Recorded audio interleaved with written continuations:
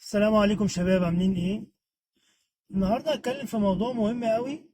يعني كل واحد بيجي الامارات، قبل ما يجي الامارات بيسأل الفلوس اللي معايا دي هتكفيني ولا يا ترى هدفع كام، هصرف كام في الاكل والشرب، السكن، المواصلات، في المصاريف عموما الشهر كله هيصرف كام، وبشكل عام هيصرف كام في الشهرين اللي هيجيهم في الزيارة ان شاء الله. فانا في الفيديو ده هتكلم على الموضوع ده، موضوع مهم قوي. شوف ناس كتير قوي بيسألوا على المصاريف الشهرية اللي هي هتيجي زيارة وتدور على شغل، فهتصرف كام. فلازم واحدة واحدة كده هختصر لك الدنيا مصاريفها بإيه، الحاجات المهمة اللي انت هتصرف فيها، الحاجات الأساسية يعني الأكل والشرب، الإيجار، المواصلات، الاتصالات، النت، كل ده، عشان قبل ما تيجي تبقى عارف انت هتصرف كام وتبقى عامل حسابك. والأحسن طبعا إن بعد ما يعني أحسب لك الحسبة كده، وأنت طبعا أنت ومقدرتك، يعني أنت وأسلوبك في الحياة ومصاريفك وكده، بس أنا هقول لك الأفريج يعني. تمام. وعلى قد ما تقدر برضو المبلغ اللي أنا بقول لك عليه ده اللي هو الأفريج ده، أنت برضو على قد ما تقدر تجيب أكتر منه، لأن لا قدر الله برضو الواحد إيه مش ضامن الظروف، ولا ضامن العيشة هنا هتبقى عاملة ازاي، او حاجة مثلا تحصل على حاجة لا قدر الله خارجة عن ارادتك، فانت تحتاج مصاريف زيادة عشان تكون مستريح يعني نفسيا، علشان ايه ما يحصلش اي مفاجأة تكون انت شاغل بالك بيها يعني وانت بتدور على شغل ان شاء الله يعني. فبسرعة كده علشان ما اطولش عليك في الفيديو، اول حاجة قبل ما تيجي طبعا هتكون الفيزا. بس الفيزا دي الحاجة الوحيدة تقريبا اللي هتكون على شهرين يعني، انت بتدفعها مرة واحدة. يعني الفيزا في خلال ال 650 700 على حسب الشركة اللي انت هتشترك معاها يعني، او تدفع معاها او تطلع عن طريقها. في خلال يعني في حدود ال 650 ل 700 درهم. انت طبعا هتشوف بقى تحولهم بكام بالمصري يعني، بس انا هقول لك هي دي الافريج يعني. تمام. تاني حاجة السكن اللي انت هتيجي عليه. طبعا انا بنصحك، واتكلمت في فيديو قبل كده، ان انت اهم حاجة اللي انت عشان تيجي تدور على شغل في دبي، لازم تكون ساكن في الإمارة نفسها. يعني هتكون ساكن في دبي، ما تسكنش في الشارع أو عجمان، لأن زي ما بقولك اللي هتوفره في السكن هتدفعه في المواصلات. لو جالك انترفيو ولا حاجة في دايما 90% من الشغل إن شاء الله يعني هتلاقيه في دبي. فعشان كده أنت لازم تكون ساكن في دبي، حتى لو كان ممكن يكون أغلى شوية، بس أحسن من الشارع وعجمان اللي أنت هتصرفه مواصلات ووقت ومجهود، وهتقعد تدور هركب ايه وهعمل ايه واسوي ايه. فانت تختصر الليله دي كلها إن انت تشتغل او تسكن يعني في دبي. فالسكن في دبي بينقسم لكذا حاجه. اول حاجه هيبقى على حسب طبعا كم حد في الغرفه، كم حد في الشقه عموما، كم واحد يعني مثلا طبقين ثلاثه، تكون مثلا في سنجل، ولا مثلا اتنين في الأوضة، تلاتة في الأوضة، فاهم. فهيكون في كذا نوع من انواع الايجارات هتلاقيها في دبي. بس اقل حاجه في دبي هتبتدي مثلا ب 700 750 درهم، ده اللي هو اقل حاجه، اللي هو مثلا بيبقى فيه سراير، زي ما قلت لك في سراير دبل، اللي هو في سرير فوق وفي تحت كده زي السجن بالظبط. فانا ما انصحكش بيه حتى لو هيبقى ارخص شويه، بس مش يعني مش هتبقى لاقي راحتك فيه، خصوصا اللي فوق ده. انا جربت اللي فوق ده يا جماعه بجد، مجهد جدا ان انت طالع نازل طول الوقت. واللي انت مثلا بالليل لو عايز مثلا تنزل ولا حاجه والناس نايمه فانت يا اما هتصحي الناس كلها، يا اما انت اصلا في عز نومك عايز تنزل تجيب حاجه تشرب بتاع. الموضوع يعني هتكسل بصراحه، هتقوم مكمل نوم تاني. تاني حاجه هتلاقي مثلا اللي صحي الصبح رايح شغل ولا حاجه، تلاقي مثلا فتح نور، هو مثلا بيحصل فتح النور، تلاقي النور ده في وشك اصلا عشان انت اصلا قريب للسقف. حتى لو السقف يعني عالي، بس برضه يعني انا بقول لك عن تجربه شخصيه على اللي حصل معايا يعني. فما حبذوش خالص. يا اما اللي تحت يا اما تاخد سرير سنجل. السنجل برضه بيبتدي من 900، برضه على حسب كام واحد في الغرفة، بيبتدي مثلا من 4 5 في الغرفة. السكن في دبي غالي شوية، بس انت صدقني هتوفر على نفسك كتير قوي في المجهود والمشوار والكلام ده. علشان انت لو عندك انترفيو الصبح يعني، الطريق ما بين الشارقة او عجمان والشارقة لدبي الصبح يا جماعة بيبقى صعب جدا، صعب جدا. بيبقى الطريق واقف، يعني ممكن تاخد فيه ساعتين، لازم فعلا تاخد فيه ساعتين، من الساعة 6 الصبح الطريق واقف. فانت عشان تسهل على نفسك تسكن في دبي، ودي الاسعار الايجارات اللي هتبتديها في دبي. طبعا في حاجه اسمها بارتيشن، ده انت لو انت مثلا عايز تمنجع على نفسك شويه، البارتيشن ده بيبقى مثلا متر في 2 متر او 2 متر في 4 متر، حاجه كده يعني، على حسب. بتبقى اوضه مقفوله عليك، بتبقى بابلكاشه طبعا. هو بالراجل بيبقى واخد الغرفه مثلا كبيره، وبيقسمها عن طريق الجبسون بورد او الابلكاشه، او هو ما يعرفش هو بيقفلها ازاي يعني. ويخليها يا دوبك سرير 90 في 190 وكومودينو وبس، وهو حتة دولاب صغير، هو ده بس عشان تبقى فيه مثلا نوع من الخصوصية شوية. الحتة بقى اللي هو عملها دي هتكلفك 1300 1500 على حسب برضو المكان اللي انت هتسكن فيه، في وسط البلد او في البيزنس باي او في الخليج التجاري او الحاجات دي.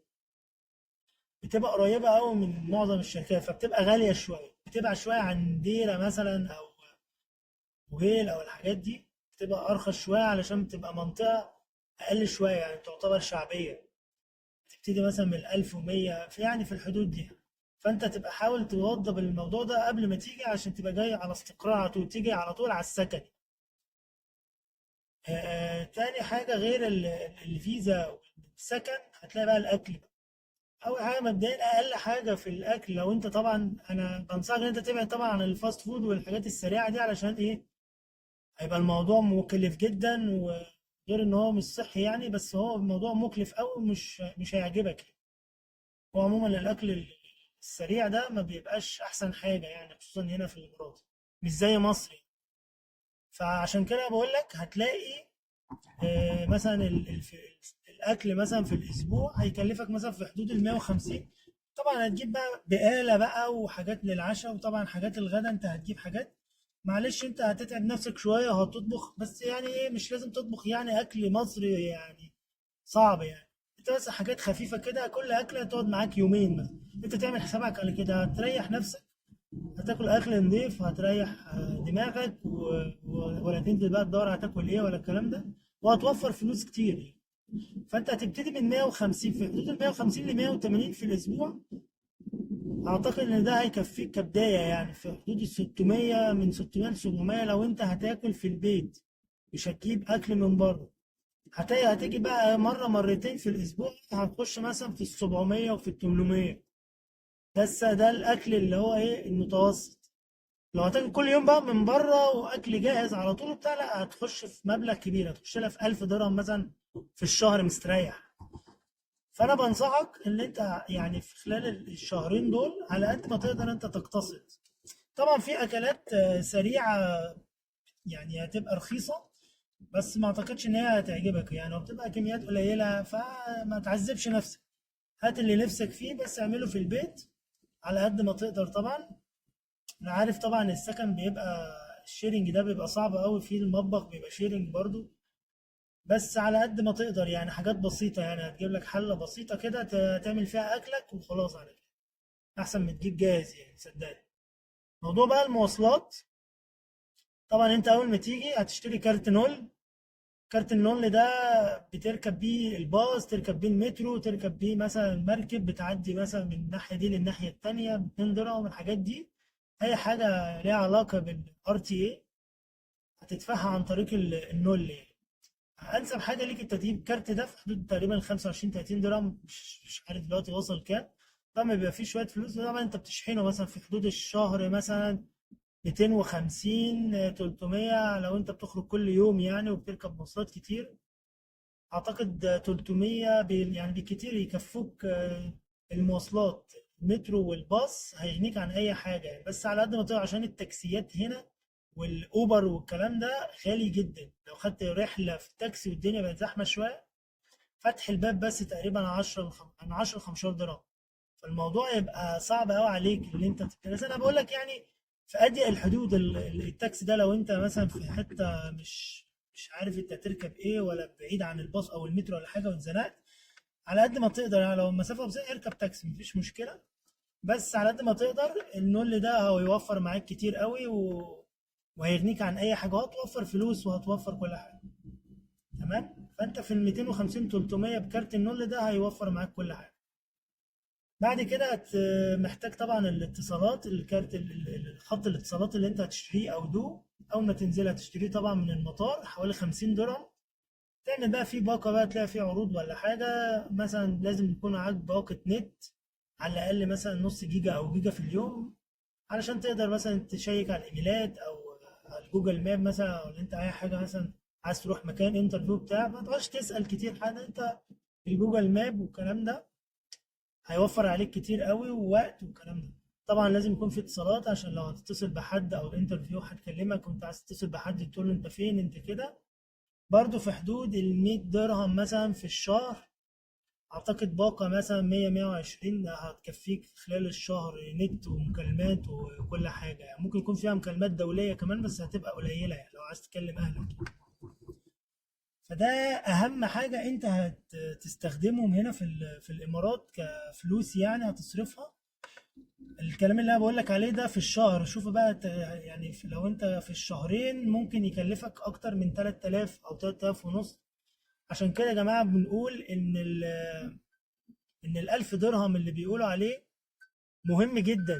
يعني انت الناس بتقول 1000 درهم، عشان كده الالف درهم ده مش بس بيرخموا عليك في المطار الالف درهم ده محتاجينها، لا.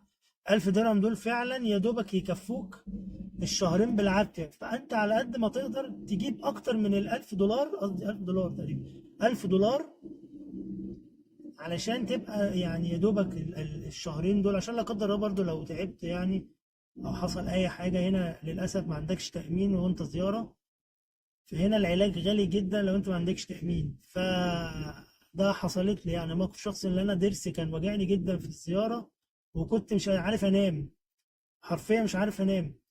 اضطريت اروح لدكتور سنان هنا، وما كانش فيه طبعا تأمين ولا حاجة. فدفعت 450 بس كشف وتنظيف كده، قلت له لحد ما ايه ما ارجع مصر وابقى اعمله في مصر، يعني ارخص طبعا. فدفعت 450 يا دوبك، بس ما حشاش، هو بس نظف الضرس كده وشال الوجع على قد ما اقدر. كان فاضل لي مثلا في الفيزا 3 اسابيع مثلا. فالموضوع هنا غالي جدا يا جماعه، التامين والكلام ده. فعشان كده بقول لك على قد ما تقدر تجيب فلوس اكتر من ال1000 دولار عشان يكفوك. وان شاء الله يعني انا بقول لك على اسوأ تقدير اللي انت هتلاقي الشغل ده مثلا بعد شهرين. يعني انا بقول لك فلوس تكفيك شهرين. فربنا يكرم. تمام. وعلى قد ما تقدر تأمن نفسك في الفلوس. ان شاء الله ربنا يكرم ان شاء الله، يعني من اول اسبوع. يعني حد يكره ان انت من اول اسبوع تلاقي شغل يغنيك عن اي حاجة يعني. بس فده باختصار المصاريف اللي انت محتاجها في الامارات اول شهرين. وطبعا لو اي حد عنده استفسار او اي حاجة انا موجود، تكتب لي كومنت وانا هرد عليه. يلا بالتوفيق يا شباب، وانتظروني الفيديو الجاي. مع السلامة.